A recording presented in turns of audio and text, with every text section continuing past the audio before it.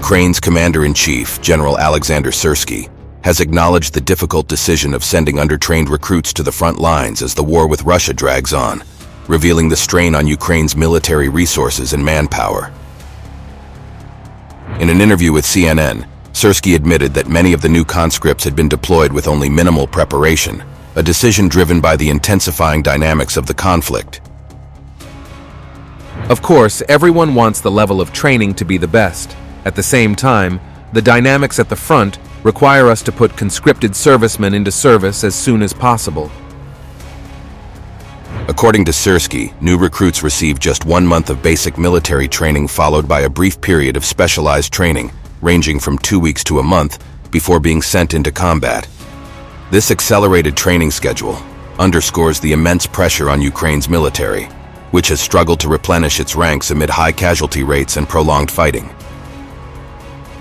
Syrsky also highlighted the technological imbalance between Ukrainian and Russian forces, describing Russia's substantial military advantages.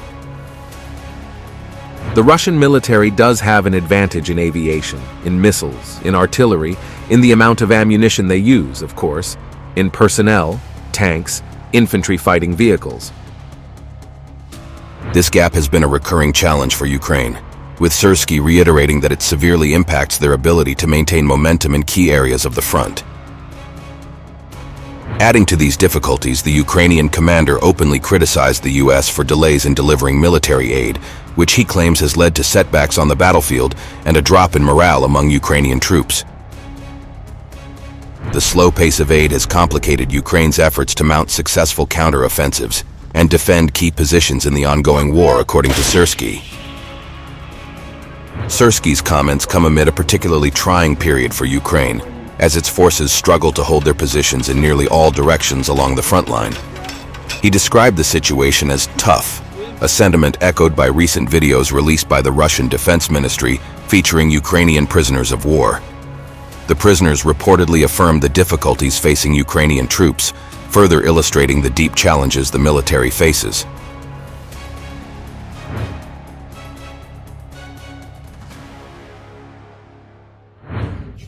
In 2004, I joined a radiological, chemical, and biological protection unit, a company within the 28th Brigade, mechanized, named after the night of the Winter Campaign. The unit began actively producing various types of chemical, explosive, and incendiary devices, specifically for drones. The laboratory was located in the Donetsk region and distributed these devices to different units. Initially, there were only 2 people involved, but eventually, a whole platoon of 30 people was engaged in making these devices. We started in Alexeyevo-Drushkovka and later moved to Kramatorsk. When Russian missiles began to actively target Alexeyevo-Drushkovka, an order was given to relocate the laboratory. It was of a mobile type, and if it wasn't hit, it would stay in one place. However, if there was any strike in the area, whether in a village or elsewhere, an order would be given to relocate it, and within 2 hours it would be packed up and moved. This happened in the village of Sergeyevka, Kramatorsk district. When we arrived near Kramatorsk, we were given clear instructions. Always wear civilian clothes when walking through the streets, never mention our unit, and maintain complete secrecy. There was an old man living there who previously took care of these houses, as well as some elderly women and men and women who were engaged in farming and dairy production. They didn't even suspect that we were there. Relatives would visit, and we would teach them how to cook. In June 1924, before I moved to the 5th Rifle Battalion, we were producing 130 devices a day, of various types and weights. That is, 130 charges were made, and they were distributed to different units as needed. Most of it went to the Bakhmut region in varying quantities. One unit might need 10 explosive devices, 5 chemical devices, and 20 for FPV, first-person view drones without payloads. If they placed an order, we made it for them.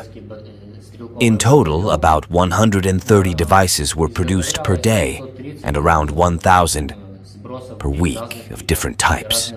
As for the chemical devices, I remember there were 10 per day, Yes, the liquid was poured and sealed with UZRN, Universal Fuse Delay Mechanism. The liquid had to be vacuum sealed. The basis for these chemical liquids? They came from Soviet-era barrels. We had them brought from storage, still preserved.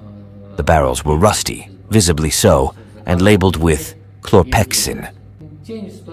After one relocation, when the laboratory was unloaded, the vacuum seal on one barrel was slightly breached. About 100 to 150 grams of the liquid spilled into the open air, and 4 of our men immediately suffered eye burns. Their eyes began tearing, their noses ran, they started coughing and eventually began vomiting. The symptoms lasted for about 30 to 40 minutes, depending on how much one had inhaled. Our unit frequently received visits from fighters from other battalions and units, whom we were supposed to train on how to prepare explosive devices and similar tasks. We would explain how everything was done, covering the entire production process. They took us to a grove, and we were supposed to move into the next grove. From what I understood, there were already observation posts there, but we were supposed to dig in. However, something changed because in the grove where we were, there was the 225th Brigade, with about 15 people there. So, that's how we ended up in Kornevo.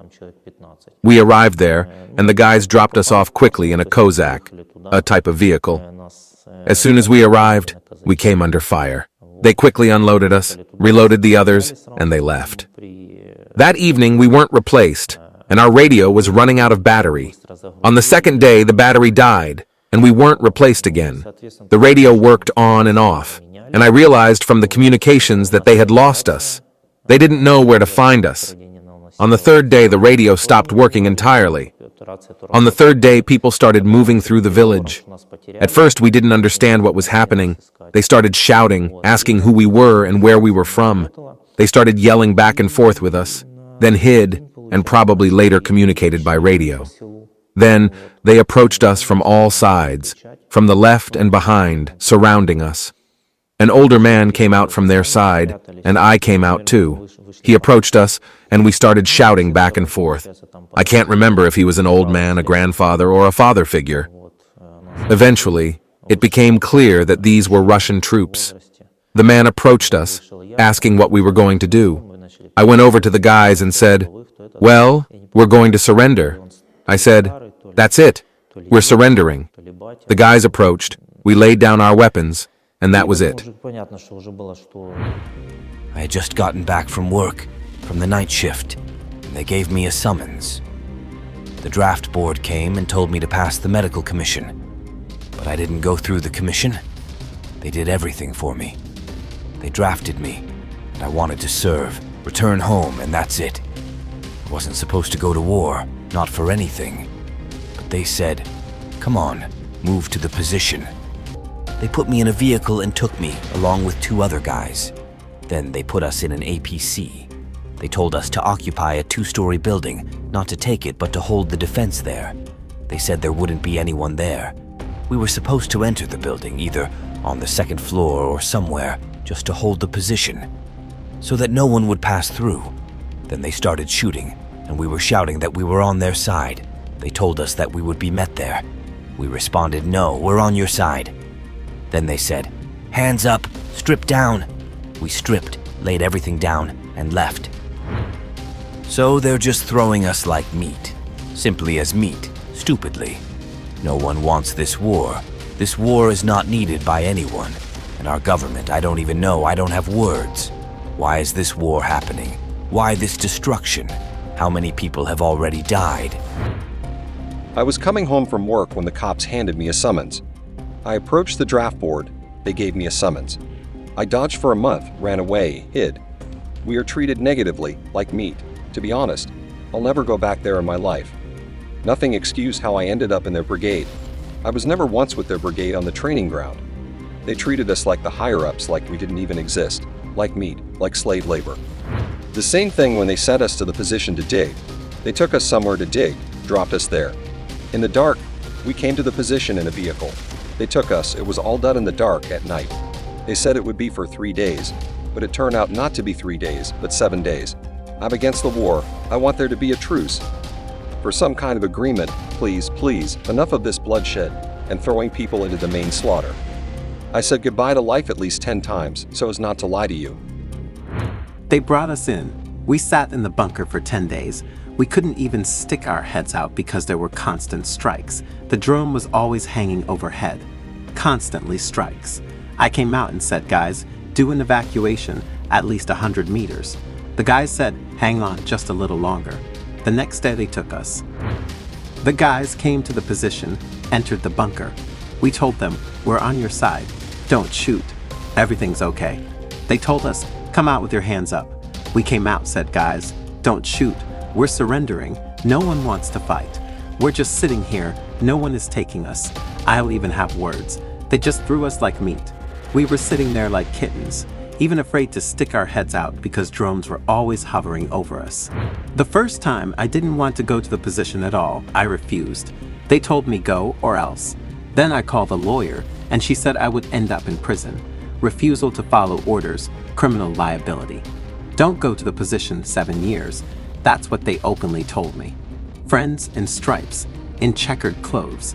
I talked to my mother, and she said refuse. Don't go to this position. I said, how do I get out of the trenches? Because my commander told me, drop everything and get out of here. But how? Go where? When I'm out in the open. But I don't want to fight anymore. I don't want anything anymore.